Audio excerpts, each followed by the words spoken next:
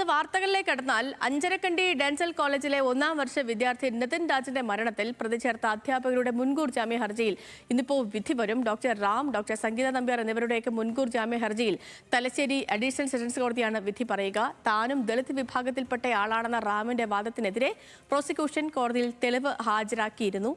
സംഭവ സമയം നാട്ടിലുണ്ടായിരുന്നില്ല എന്നായിരുന്നു ഡോക്ടർ സംഗീതയുടെ വാദം. നിഖിൽ വിവരങ്ങളുമായി നമുക്കിപ്പം തത്സമയമുണ്ട്. Nikhil, good morning. പറഞ്ഞ പോലെ തന്നെ കോടതിയിൽ നിന്നും ഇന്ന് വരുന്ന വിധി അതാണ് ഏറെ നിർണായകമാവുക. അപ്പോഴും രണ്ടുപേരും ഒളിവിൽ തന്നെ തുടരുകയാണ്.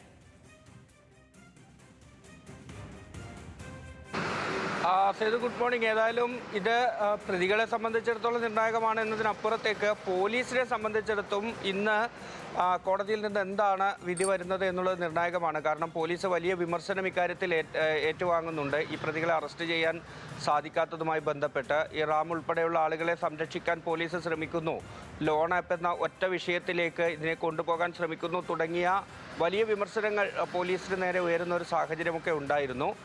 അതുകൊണ്ട് തന്നെ ഇന്ന് കോടതി ഈ കേസിൽ വിധി പറയുമ്പോൾ സ്വാഭാവികമായും അത് നിർണായകമാണ്. ഈ ഹർജിയിൽ ഉയർന്ന പ്രധാനപ്പെട്ട വാദം എന്ന് പറയുന്നത്, റാം ഉയർത്തിയ പ്രധാനപ്പെട്ട വാദം ഈ ലോൺ ആപ്പുമായി ബന്ധപ്പെട്ട് പ്രിൻസിപ്പലിൻ്റെ മുറിയിൽ ഈ മാസം 10-ാം തീയതി, അതായത് നിതിൻ രാജ് ജീവനൊടുക്കുന്നതിന് 10-25 മിനിറ്റ് മുൻപ് നടന്ന കാര്യങ്ങളാണ് നിതിൻ രാജ് ജീവനൊടുക്കാൻ കാരണം എന്നുള്ളതാണ് റാമിൻ്റെ വാദം. പക്ഷേ ആ വാദം പൂർണ്ണമായും പൊളിക്കുന്ന തരത്തിൽ CCTV ദൃശ്യങ്ങൾ ഉൾപ്പെടെ തെളിവ് ഹാജരാക്കിയാണ് പ്രോസിക്യൂഷൻ വാദം ഉയർത്തിയിരിക്കുന്നത്.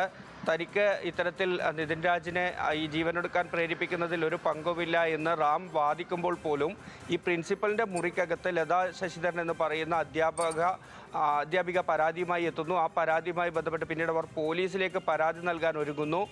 അങ്ങനെയുള്ള കാര്യങ്ങളൊക്കെ നിലനിൽക്കുന്നുണ്ടായിരുന്നു.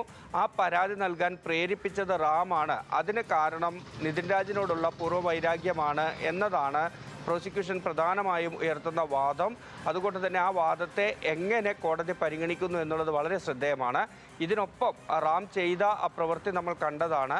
ഈ SC/ST അതിക്രമ നിരോധന നിയമം അത് തനിക്ക് ബാധകമല്ല എന്ന് പറയുന്നതിന് വേണ്ടി താൻ SC/ST വിഭാഗത്തിൽപ്പെട്ടയാളാണ്, ഭജേന്ദ്ര എന്ന് പറയുന്ന തൻ്റെ ജാതി SC/ST വിഭാഗത്തിൽപ്പെട്ടതാണ് എന്നൊരു വാദം കോടതിയിൽ റാം ഉന്നയിച്ചിരുന്നു. പക്ഷേ പ്രോസിക്യൂഷൻ കൃത്യമായി അതിൻ്റെ തെളിവുകൾ ഉൾപ്പെടെ ഹാജരാക്കി അങ്ങനെയല്ല, അത് OBC വിഭാഗത്തിലാണ് എന്ന് വാദിച്ചു.